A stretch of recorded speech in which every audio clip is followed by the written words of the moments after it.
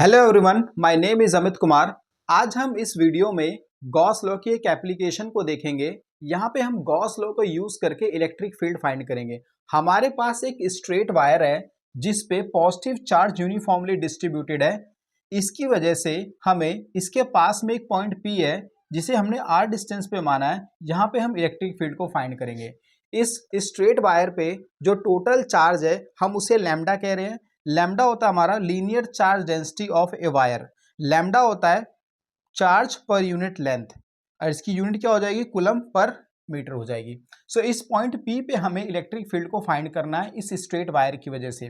तो सबसे पहले इस पॉइंट P को हमें किसी क्लोज सरफेस के अंदर इसको एनक्लोज करना पड़ेगा, क्योंकि गॉस लॉ हम तभी लगा सकते हैं। गॉस लॉ हमेशा क्लोज सरफेस के लिए लगाते हैं। सो यहाँ पे हम कंसीडर कर लेते हैं कि हमने एक यहाँ पे सिलेंड्रिकल गॉस सरफेस मान लिया है, गॉसियन सरफेस मान लिया है जो इस पॉइंट P को एनक्लोज करता है।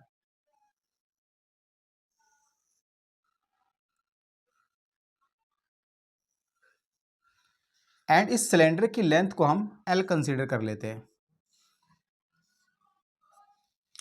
अब यहाँ पे हमारे पास तीन सरफेस दिख रहे हैं इस सिलेंडर के। दो सर्कुलर सरफेस हैं और एक इसका कर्व सरफेस है। सो इसकी नंबरिंग कर देते हैं। ये हमारा फर्स्ट सरफेस हो गया, ये हमारा सेकंड सरफेस हो गया एंड ये हमारा थर्ड सरफेस हो गया, कर्व सरफेस। सो हम बारी बारी से यहाँ से फ्लक्स फाइंड करेंगे तीनों सरफेस से और उसे हम गॉस लॉ में अप्लाई कर देंगे। सो सबसे पहले फर्स्ट सरफेस से देखते हैं। जो फर्स्ट सरफेस है यहाँ पे अगर इलेक्ट्रिक फील्ड देखें तो यहाँ पे इलेक्ट्रिक फील्ड कुछ इस तरीके से इधर होगी, क्योंकि यहाँ पे पॉजिटिव चार्ज से इलेक्ट्रिक फील्ड दूर की तरफ होती है। एंड यहाँ पे इसका अगर हम एरिया वेक्टर देखते हैं इस सरफेस का, तो वो क्या हो जाएगा, हमारा एरिया वेक्टर कुछ इस तरीके से होगा। एरिया वेक्टर हमेशा सरफेस के परपेंडिकुलर होता है और आउटवर्ड डायरेक्शन में होता है। सो यहाँ पे इलेक्ट्रिक फील्ड और एरिया वेक्टर के बीच का जो एंगल बनेगा वो कितना है, बनेगा 90 डिग्री बन जाएगा। इसी तरीके से सेकंड सरफेस से देखेंगे।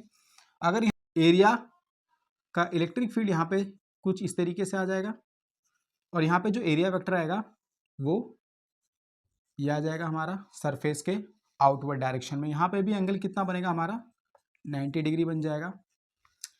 अब थर्ड सरफेस है, यहाँ पे इसका एक छोटा सा एरिया कंसीडर कर लिया। इसका अगर हम एरिया वेक्टर देखेंगे तो एरिया वेक्टर कुछ इस तरीके से आ जाएगा सरफेस के आउटवर्ड डायरेक्शन में और इलेक्ट्रिक फील्ड की डायरेक्शन भी इसी डायरेक्शन में आ जाएगी। तो यहाँ पे जो एंगल बनेगा वो कितना बनेगा, 0 डिग्री बन जाएगा। अब यहाँ पे हम गॉस लॉ को यूज़ करेंगे। गॉस लॉ क्या कहता है, किसी भी क्लोज्ड सरफेस के लिए जो E डॉट ds होता है वो क्या होगा, Q अपॉन में एप्सिलॉन नॉट के इक्वल होगा। Q यहाँ पे क्या है, total charge inside the surface है। सो केवल क्लोज सरफेस के अंदर के चार्ज को ही कंसीडर करना है। सो इसको हम अप्लाई कर देंगे तीनों सरफेस के लिए। सबसे पहले अगर फर्स्ट सरफेस के लिए अप्लाई करते हैं तो यहाँ पे आ जाएगा, अच्छा यहाँ पे डॉट प्रोडक्ट है, डॉट प्रोडक्ट को जब हटाते हैं तो कॉस, तो हमारा यहाँ पे कॉस थीटा आ जाता है। तो इसको लिख सकते हैं E ds cos theta. Theta first surface के लिए एंगल कितना होगा, 90 डिग्री, कॉस 90 डिग्री आ जाएगा ये।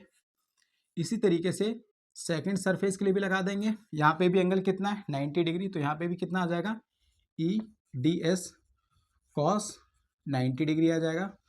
थर्ड सरफेस के लिए भी लगा देंगे इसको, ये कितना आ जाएगा हमारा, E ds थर्ड सरफेस के लिए एंगल कितना हमारा 0 डिग्री है। तो यहाँ पे आ जाएगा कॉस 0 डिग्री और ये किसके इक्वल हो जाएगा, Q इनसाइड अपॉन में एप्सिलॉन नॉट के बराबर हो जाएगा। कॉस 90 की जो वैल्यू होती है वो कितनी होती है हमारी, 0 होती है। ये भी क्या हो जाएगा, 0 हो जाएगा। तो यहाँ से फ्लक्स खत्म हो जाएगा। यहाँ पे बचा, यहाँ पे कितना हो, कॉस 0 कितना होता है, 1 होता है। तो जो केवल फ्लक्स बनेगा वो केवल कर्व सरफेस से बनेगा। दोनों सर्कुलर सरफेस जो है यहाँ पे फ्लक्स कितना हो जाएगा, 0 हो जाएगा।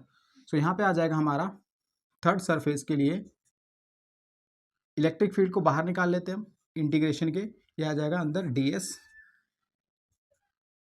Q इनसाइड अपॉन में एप्सिलॉन नॉट आ जाएगा। यहाँ पे लैम्डा हमारा क्या है, लीनियर चार्ज डेंसिटी है। तो अगर हम यहाँ से चार्ज को फाइंड करना चाहते हैं तो कितना आ जाएगा, लैम्डा L आ जाएगा। सो जो Q आएगा इनसाइड वो कितना आ जाएगा, लैम्डा इंटू में L आ जाएगा। यहाँ पे जो फ्लक्स बन रहा है केवल इस पॉजिटिव चार्ज की वजह से बन रहा है जो गॉसियन सरफेस के अंदर कंसीडर किए गए हैं। सो यहाँ पे हम क्यू की जगह पे रख सकते हैं लैम्डा एल। अच्छा, यहाँ पे इलेक्ट्रिक फील्ड है, ये इलेक्ट्रिक फील्ड ये हो गया डीएस। डीएस क्या है हमारा एरिया, ये कर्व सरफेस का एरिया। सो ये जो कर्व सरफेस है इसका एरिया कितना आ जाएगा, ये 2 पाई आर है, ये एल लेंथ तक है, तो यहाँ पे एरिया कितना आ जाएगा 2 पाई आर एल आ जाएगा, 2 पाई आर एल, क्योंकि सिलेंडर की लेंथ कितनी कंसिडर की हमने, एल लेंथ है। यहाँ पे हम वैल्यू पुट कर सकते हैं लैम्डा एल अपॉन में एप्सिलॉन नॉट, लेंथ से लेंथ कट जाएगा, यहाँ पे इलेक्ट्रिक फील्ड हमारा कितना आ जाएगा लैम्डा अपॉन में 2 पाई एप्सिलॉन नॉट आर आ जाएगा। सो अगर हम किसी भी स्ट्रेट वायर पे यूनिफॉर्म चार्ज का डिस्ट्रीब्यूशन है, उससे आर डिस्टेंस पे इलेक्ट्रिक फील्ड को फाइंड करते हैं, तो कितना आता है हमारा इलेक्ट्रिक फील्ड आएगा लैम्डा अपॉन में 2 पाई एप्सिलॉन नॉट आर। और जो ये इलेक्ट्रिक फील्ड होगी ये डिस्टेंस पे डिपेंड करती है, क्योंकि इस एक्सप्रेशन में हमें आर टर्म दिख रहा है,